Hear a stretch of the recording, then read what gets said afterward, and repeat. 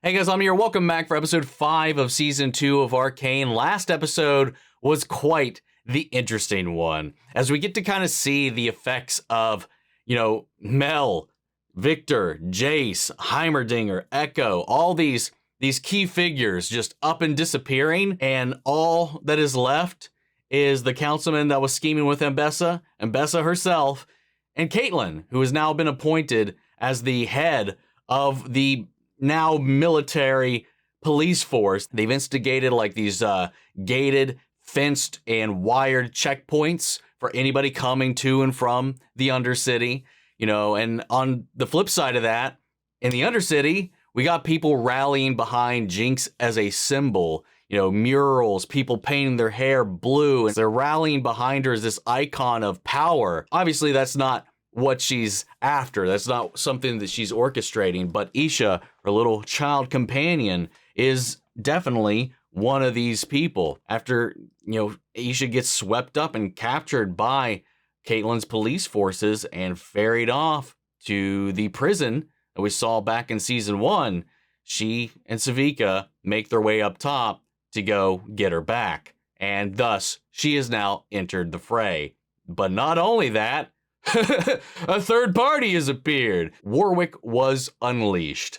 And by the end of it, it led to Warwick mowing down anybody and everybody that was between him and Singed. By that point, that included Jinx, which ended in the ultimate reveal that this creature is, in fact, Vander. And he's in there, not fully suppressed, not fully lost to the creature. He's still in there. It took a minute to get past the bloodlust, but he was able to see Jinx for who she was. That's where we left off, man. So with that said, let's go ahead and hop in. If you want to see the following reaction, as always, you can check it out over on Patreon, or if you're a member of the channel, get you access as well. It is a watch-along format, so you will need your own footage to sync up the time codes for actually the entire episode. Over there, you get the same thing for all the other shows and movies that we cover on the channel. You also get to suggest and vote on movies to react to each month. It's just a great way to support the channel, help us do the things we do over here. But at the end of the day, I really appreciate it. Enjoy this reaction. To least leave a like, drop a comment, subscribe if you're not already, because it really helps these videos out. Now that all said and out of the way, let's go ahead and hop into episode 5.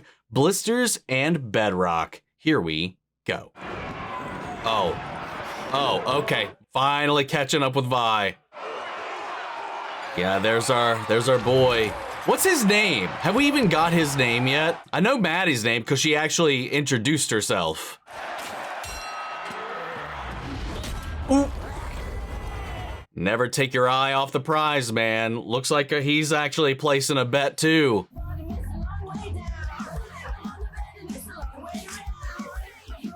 Yeah, man, they're hitting it up just fine.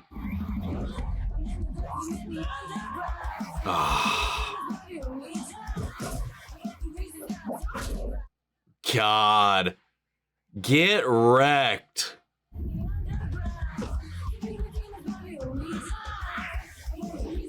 Oh, this is all she does now.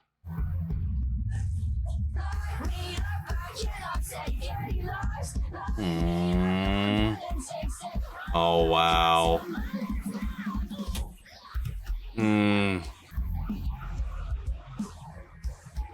Oh, that is fucked. Oh, man, she's even pushing him away. Oh, no. Damn. That's heartbreaking. Oh, now she can't even hold her own anymore. I mean, I think that's what she's doing to herself as punishment. In some roundabout way, Aw, that is just evil. It's fine. Oh. See, the Jinx thing at this point, I don't know if it's actually her hallucinating or Jinx is actually floating around keeping tabs on her with the way things have been at this point. Looking good, sis. Well, there we go. Oh my god, if this new Jinx is seen with Vi. It's Vander. I'm not falling for another one of your Oh.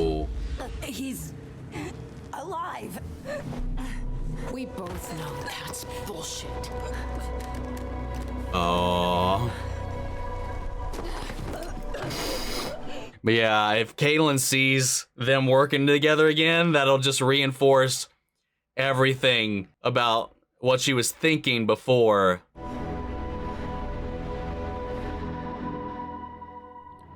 Anyway, what I was going to say before Jinx showed up again, I mean, it confirms what I was saying. Like, I think Jinx was actually tailing her. Meanwhile, she's fixated on her visions and memories of Caitlyn, her missing her. Meanwhile, Caitlyn is betting Maddie now. Just moved on. It's just fucking heartbreaking, man.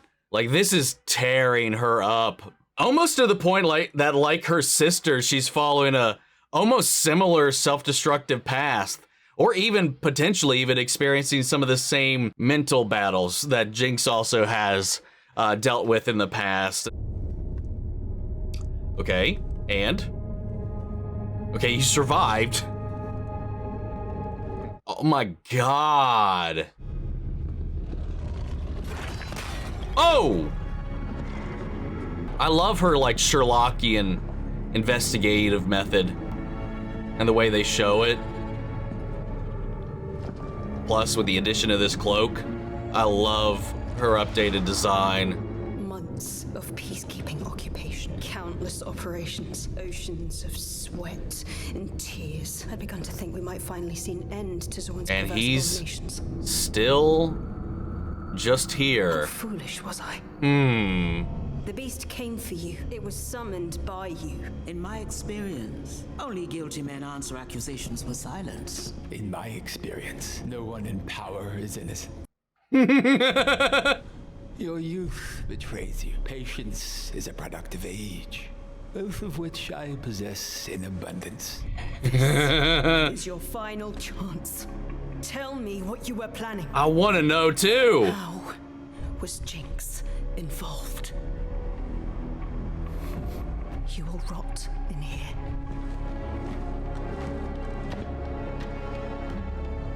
Like, watch him. I wonder, like, what if he's just still serving Silco's mission statement? Like, I'm curious what his game is. Like, what the end goal for him was, or, well, is. Oh!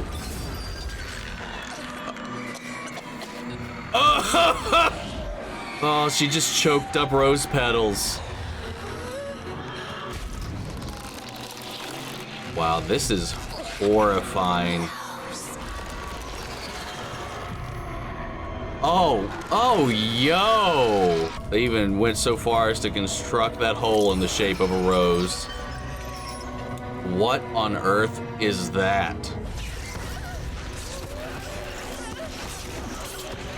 Or who, rather?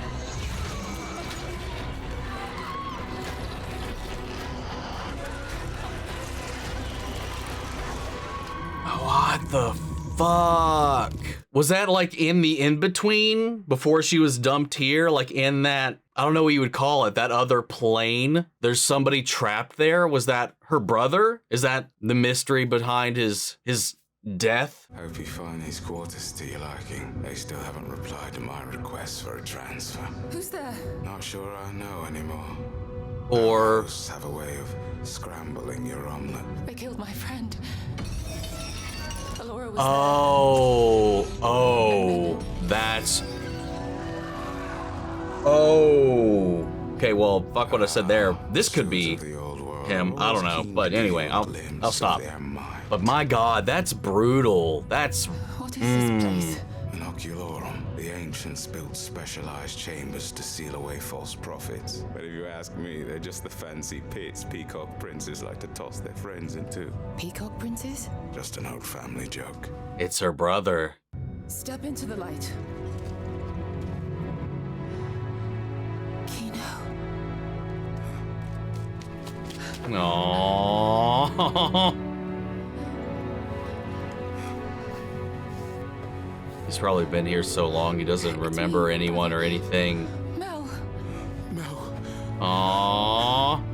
Or, well, yeah, she would have been way smaller the last time he saw her. Aww. Well, he's alive, so that's good news.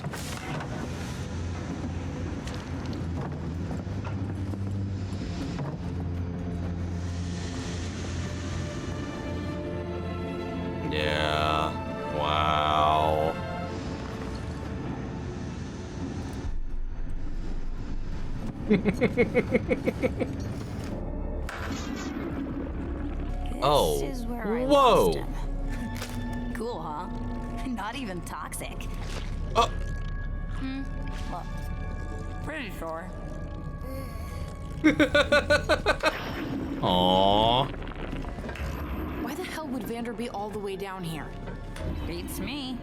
Ask him yourself. When are you gonna admit that this is just another one of your fantasies? Or do you know You're what the playing kid along, should though, are? if you think She that, wasn't though. always like this. She actually used to be pretty cool. Before I kicked her butt. See what I mean? Delusional. Oh, no.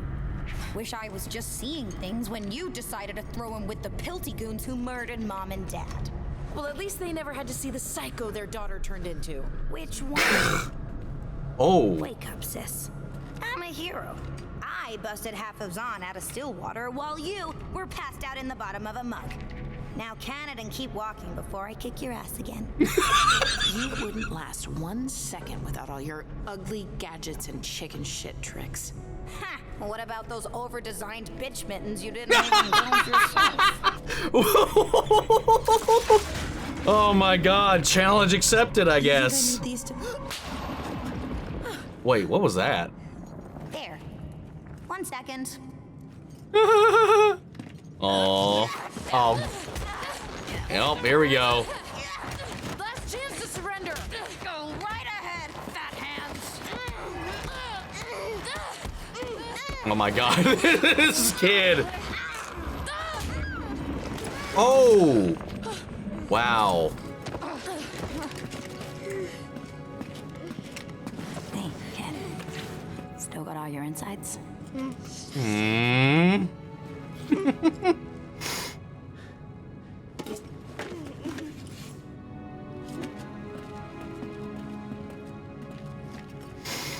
Fuck. Why'd you come get me? You don't actually need my help. Last time Vander needed us, we tried it alone and nothing was ever the same. Oh. So, maybe this is like a do-over. Besides, he's your father too.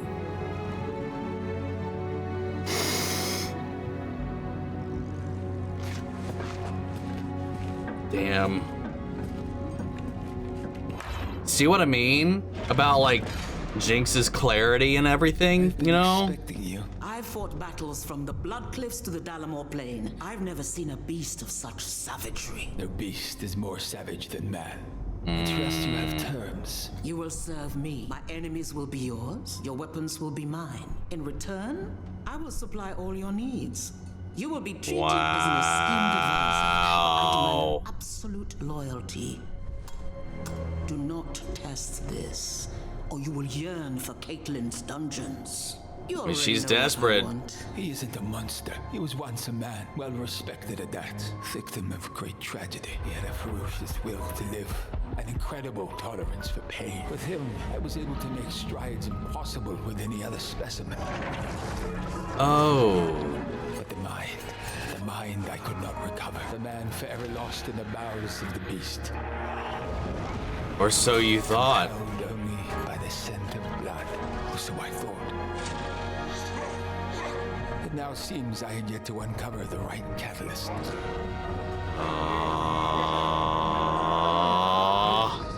Blisters and Bedrock.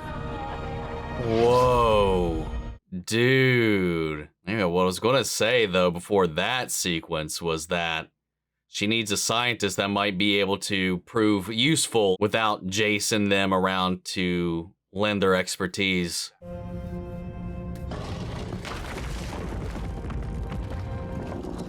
Oh, whoa. How did you know to do that? I don't know. I just felt. It's like some sort of puzzle. Okay. How did you wind up here? After a few rounds with some dubious noble folk in Basilic, I started hearing strange rumors about Mother. They said, many years ago, she passed through their hometown and fell in love. The affair led to a child. It is the reason we are here. Whatever that child inherited is of terrible interest to our captors. Which child? My family archives have shed light on many of the city's mysteries. One such mystery caught my attention. The curious dismissal of a revered academy alchemist. Unparalleled, by all accounts, and no mention of his crime.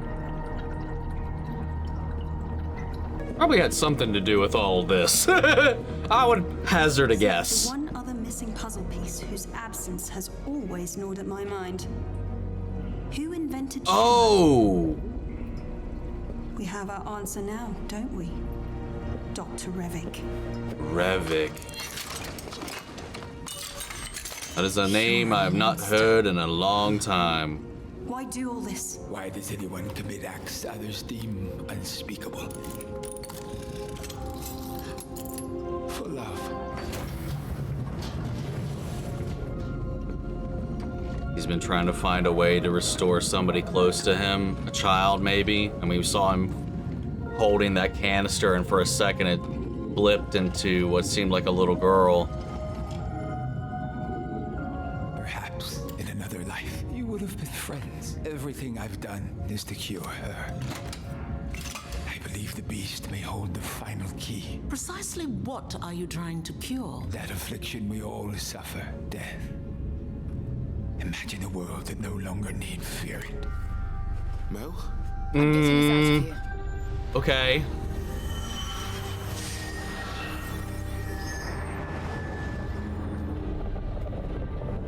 I wonder if this has anything to do with, again, I'm coming back to that. I wonder if this has anything to do with that Some sort of sordid glow that came from her neck. Consequences for someone who fails these tests. Deadly consequences. I deserve to know the truth. Of course. Makes you wonder why she kept this from you. Wait, is he even really here? I'm missing something. Or is this just artistic liberty? Self-preservation, I'd say. What is going on? You aren't my brother. Oh! Yep, this was an illusion. Who are you? What have you done with Kino? Yo! Oh, that crackling. God, this show and its imagery, man, it is something else. Fuck, it's her turn to get Hellraisered. We had such high hopes for him. At first, it seemed plausible that he could have been the child, but then your mother led us to you. Sister. Sister. Yep. There it is. That's how they survived, whatever that is. Dude, I love this art style when we're showing, oh no, her blood. Shit, I didn't even think about that. Well, they want to find him, he's going to be coming to them now. But I love the aesthetic of him tracking like that. It's so wild. Oh, those were Vander's gloves. His jacket, too. What? Oh, that's why. Oh, they were miners here. It's little pieces of him still calling out. What is it? A message from Vander. To Silco. Silco. I've looked everywhere, but it's clear you don't want to be found. I'm sorry. When she died, I lost my head. I told myself what I did to you was for the greater good, that you deserved it, but the dirt was on both our hands. Anyway. Wow. V. If he found this, everything might have been different. Same with you two.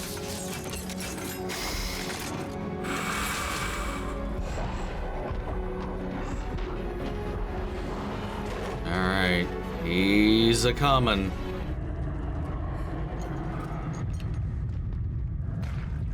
Oh my god, that is terrifying. It's him. That's not Vander. It is. Something's got him riled up. No. Vander, no. It's me. Bad Vander, sit!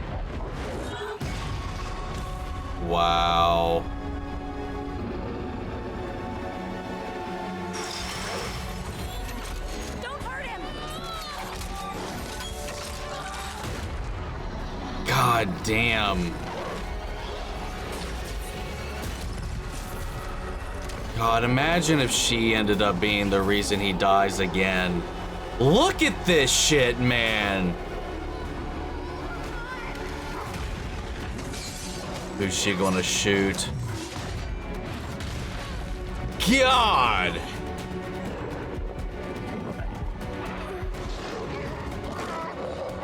Oh, there it is. Ah! No! The more blood, the more he fades to the back of this creature's mind. You have to believe me. Come on, Vi. Call out to him. Something.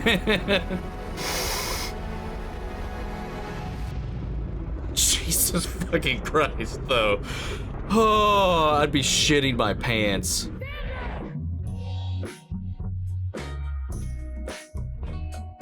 What's the occasion? No. Tonight, a harebrained scheme these two bozos cooked up to turn a dank crack in the earth into a thriving, healthy community. Tonight, eh? You hear that, Bozo 2? We made it. No. No, you're sadly mistaken. I'm Bozo 1. A night of revelation. I'm knocked up. Silco's like, huh? What did Connell say?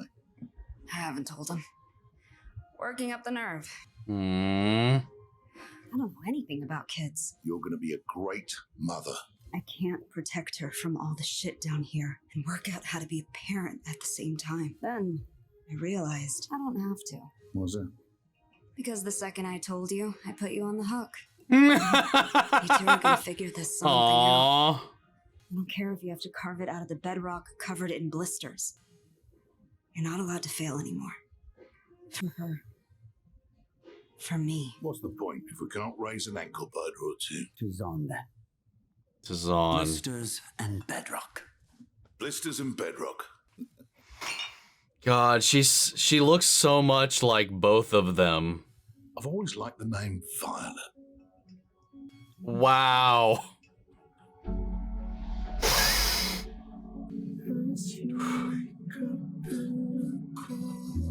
If you go to credits right now, I will scream. Oh, she's so afraid after everything went silent. Can we not do the clap thing? I mean, this is more dramatic anyway, but still.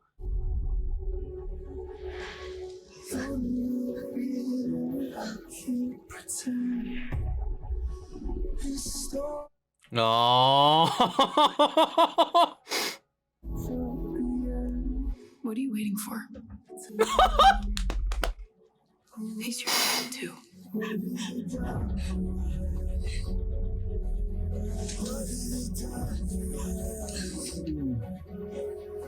Wow.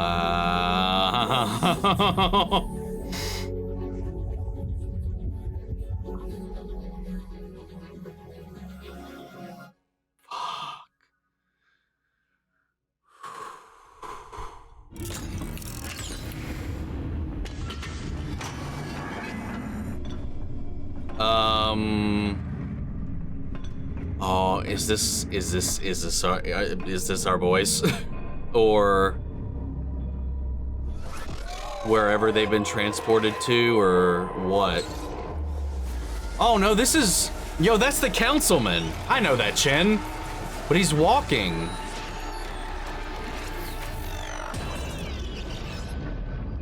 Oh, whoa.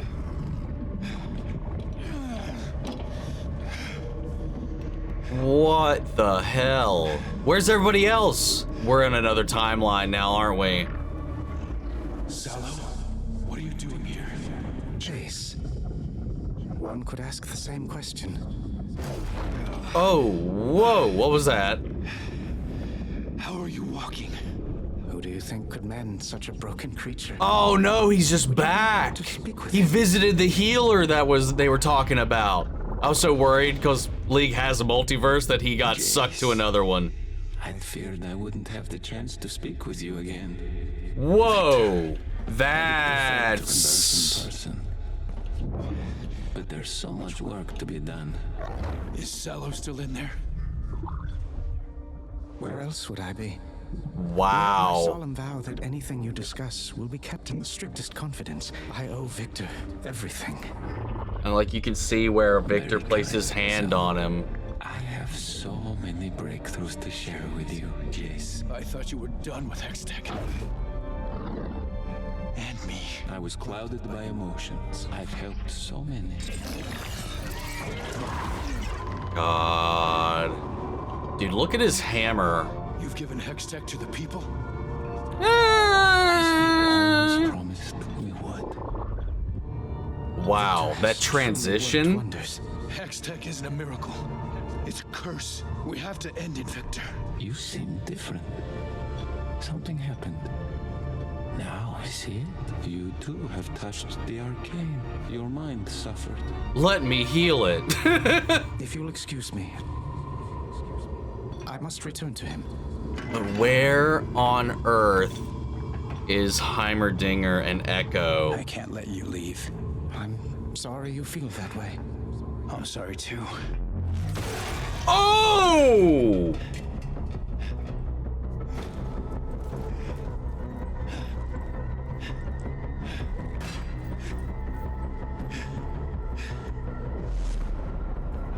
Wow!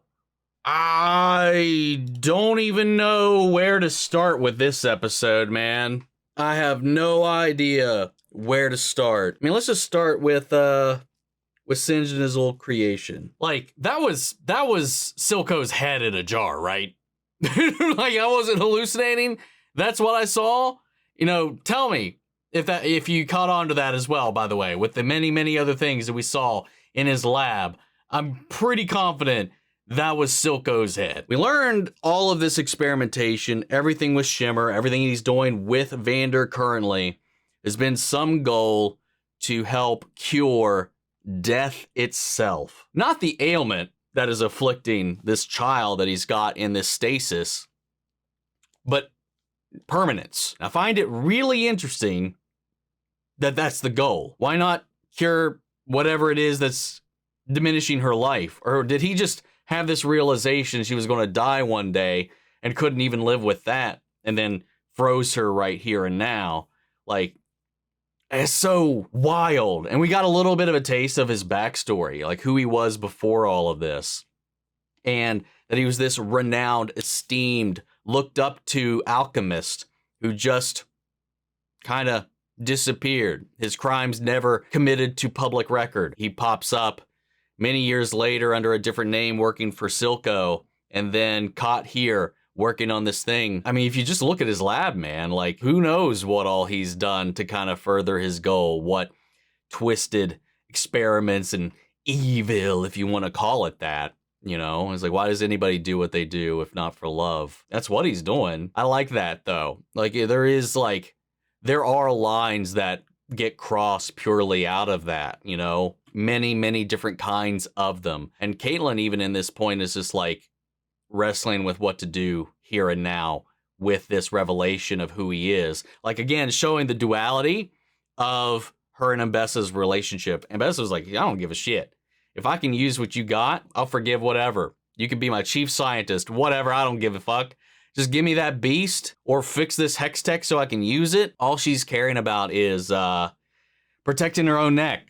And we got a little bit more of an insight into that as well. You know, with Mel, we finally caught up with her as whatever entity met her here, parading around, veiled, pretending to be her brother for a second, because like there was, again, so much mystery around his death or whatever. So I was wondering if was it a death at all? And they played into that just a tad, just a little bit there, until some things started to not quite add up. He was like creepy Watsoning around the room at times, where he was sitting down, but then he was right there next to her shoulder and then kind of just blip looping around the room. And then she was eventually able to put it together. It was this person or whoever pretending to be her brother has this magical ability that brought her here to poke and prod to see what she knows and how to confirm their suspicions. They said that she's one of them, that at one point during Ambessa's raids or travel across the land, she fell in love with one of their own, and that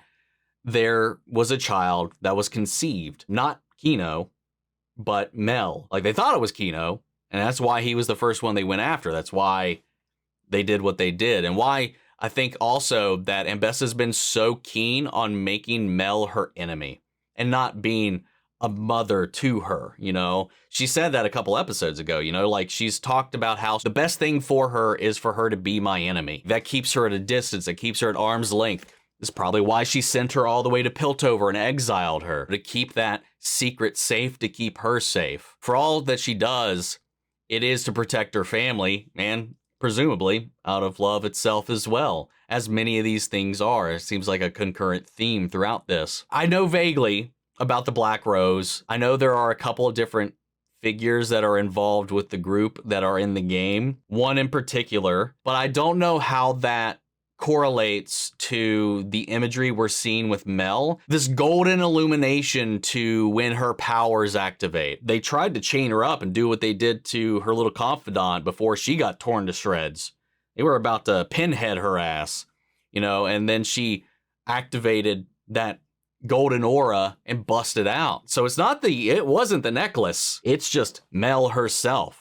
A power she didn't know she had is what shielded her and Jayce. And who knows, maybe that's a latent power that is just born out of the combination of their ability, their gift, and Ambessa's ancestry. Maybe that's why it's visually distinctive from what we're seeing here. But bringing it back to our core group, we get to catch up with Vi, who has been approached by Jinx after everything that's gone through it, with the revelation, with her learning this truth about Vander in the previous episode, that he has now become this creature. And her instinct, her first reaction, is to seek out her sister. Vander and that loss is really the fork in the road that really fractured them at that point.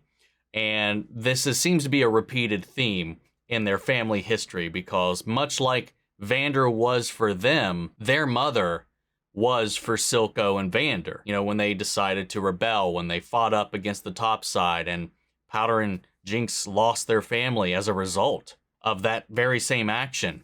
Their quest for freedom, their quest for creating this nation of Zon that they all dreamed of, and how they reacted in two very, very different ways. And interesting enough, that divergence with Vander and Silco passed on to the kids. It's also interesting too, God, it's so fucking heartbreaking, but so beautiful. The fact that in the end, she had hoped that if anything did happen, that these two would take responsibility of her child at the time, which then, of course, turned into children, that each one of them, in a way, got to be the primary template for who that child would carry on. But unfortunately, obviously, life is messy and things get in the way, and we have diverging interests.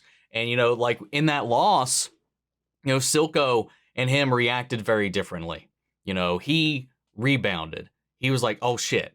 After that, he didn't want anything to do with fighting or pushing up again. These kids were now in his care, and he didn't want to invite danger against them at all, ever again after that. So he pretty much abandoned his dream, all of their dreams. Meanwhile, Silco, to honor that memory, because that was a shared dream, like doubled down. He's like, no, this is what she died for. We have to keep doing this. We're never going to escape this cycle if we can't break our chains.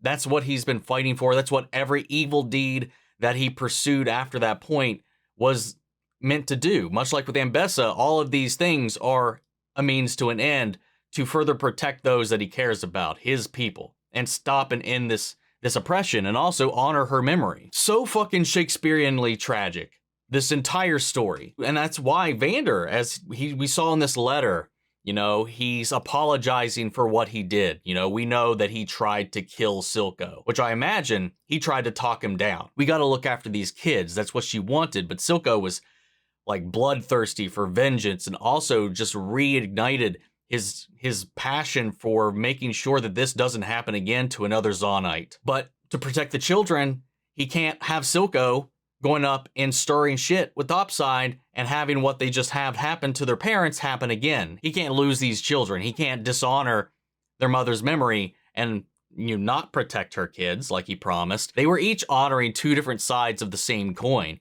But in the end, after that divergence, after he tries to kill Silco, obviously he's hit with this wave of remorse and regret, and Silco retreated. He distanced himself and carried on his own and his solitude. He became that glue in the family. When Vander dies, much like with their mother, everything falls apart. And they just followed in their footsteps.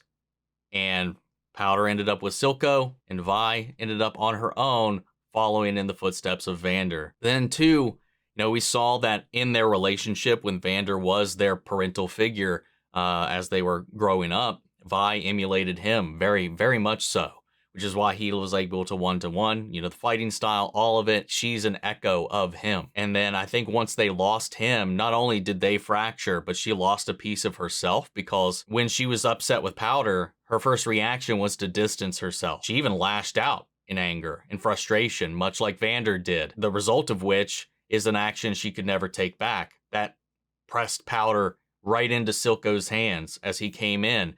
And when he saw her, he saw himself. He experienced the exact same thing. And the life that he learned, the life that he was raised in, the way that he survived after that is what he passed on to her. And then she had just these conflicting ideas of this idea that has been eating away at her mind ever since, the echoes, the snickering, the lies, the name calling, the jinx, the jinx, the jinx, that she is this person that brings nothing but pain. Looking back and reflecting on her family and everything up until this point, and then the events that took place, and then Vi smacking her away and blaming her for Vander's death, it pushed her away right down into that. It broke her mind. And she was never quite the same after that. And she was already really struggling with being useful, being relevant, because that's what she craved. That's what she wanted. We talked about that before.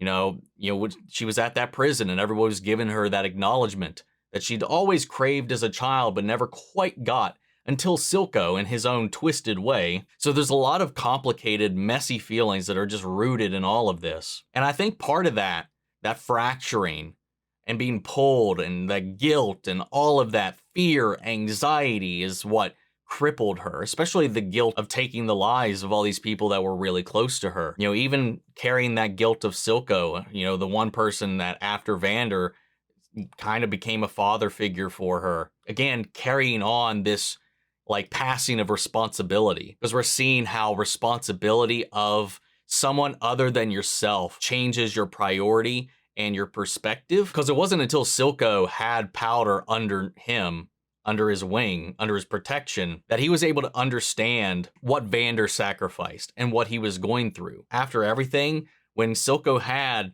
his dream in his hands, the one thing he had to do was sacrifice Jinx. Everything he's ever wanted was right there. And he said no. Everything that he'd been building up towards, everything that he's been planning and plotting, kind of unraveled because of his love that he grew for this child. And now that just gets even more complex with this revelation here, because it also reminds him of, her. They were the ones that had this dream. They all shared this dream, and he was the last one standing at the end of the day. And he had to make a decision, and he chose to protect her over creating the nation of Zaun, which all of that makes it so much more beautiful to me that that Jinx has become this symbol for Zaun, this icon that they're all kind of looking towards as this symbol of hope, fighting back against the oppressors. In the end, it's almost carrying on their dream, even if she's like a reluctant participant in this.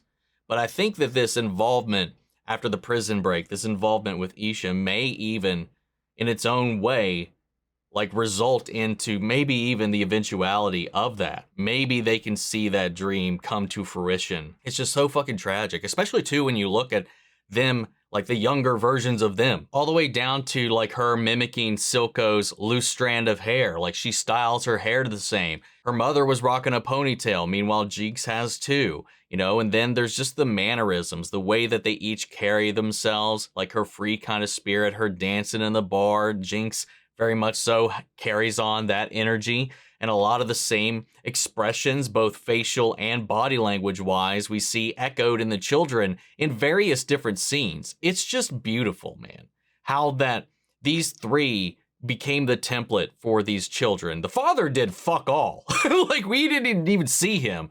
I think we got a name. I probably needed the subtitles on because I'm not exactly sure what the name was the Vander said, but the father is irrelevant in this entire story aside from passing the seed along, which is kind of funny. Hey, unless he's the scapegoat and he's not the father. But that isn't the way they seem to play it, but I wouldn't be fucking shocked. You know, Jinx, despite all of this too, you know, like with Silco, who was changed foundationally by this affection for this kid, we're seeing that same thing carry on in Powder. You know, much like the kids changed Vander's perspective and how Powder changed Silco's perspective and his priorities. Once Jinx took on Isha, we see her kind of come down, collect. Through Isha, she's able to kind of connect with the closest thing she's had in a long time to her relationship with her sister, and how she kind of got to become her own Silco, her own Vi, her own Vander in a way for this kid. And ever since that introduction, that relationship started, there's been none of this. There's been no hallucinations. There's no been talking to each other. She's cleaned up her little nest. You know, she's the most clear, concise, and collected that we've ever seen. And it threw Vi off. That she's like, what's the game here? What's the play? Every time you can always see Vi just like looking at and like analyzing Jinx at every step, being like, okay, what's her angle? What's going on? Is this just another delusion of hers? But she's just, everything is out there on the table. The only time in this season up until this point that we've seen her have any one of those episodes that we saw a lot in season 1 was when Isha was taken, and all of that anxiety, fear, dread, and the reminders of the people she has failed in the past, Silco, the boys, all of them, those voices started coming up to the surface, but she pushed them away so that she could go after her and get her back. She wasn't going to let that happen again, because her mission right now is to fix things.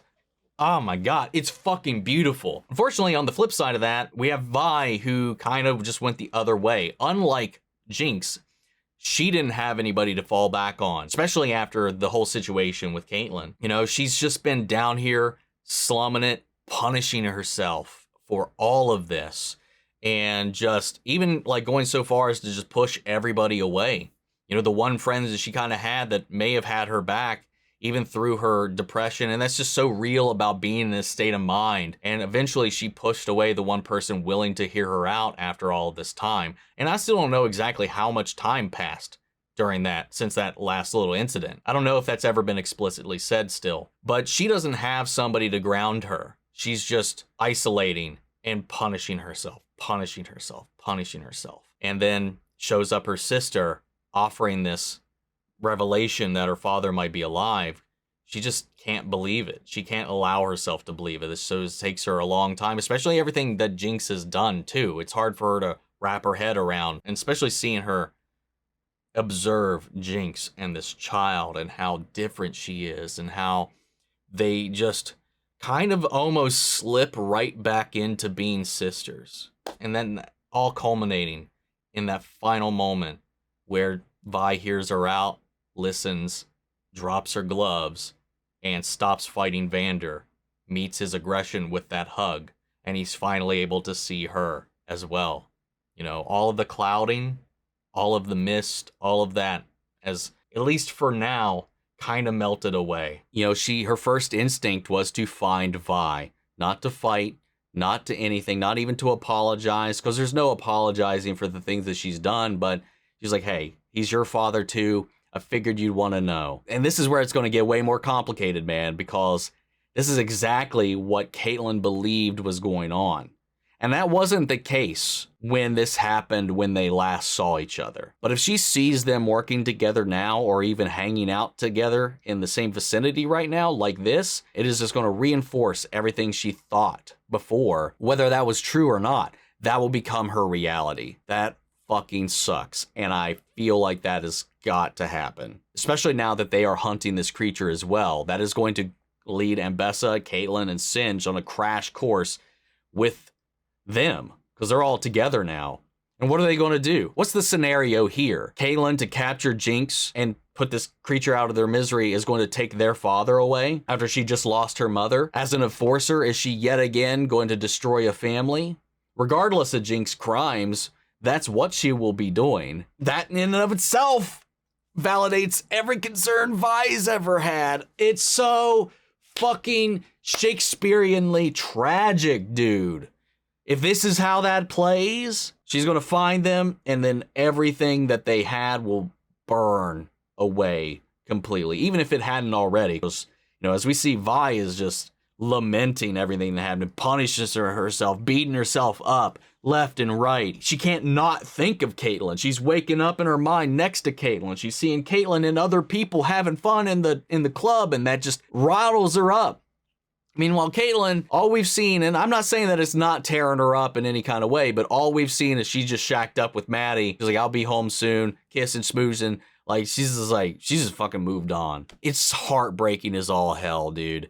It really fucking is. Oh my God. And then meanwhile, Jayce took a trip through the Arcane, whatever that means, and he's the only one that came back. We know that Heimerdinger and Ekko went alongside him, but they didn't come back. Whatever he saw, whatever he witnessed, just kind of proves that, I guess in the end, Heimerdinger was in fact right. And he's like, we gotta destroy it. We can't be doing this Hextech shit anymore. And he fucking pummeled that councilman into oblivion. And two, the fact that word is spreading of this healer in the Undercity, of Viktor's axe.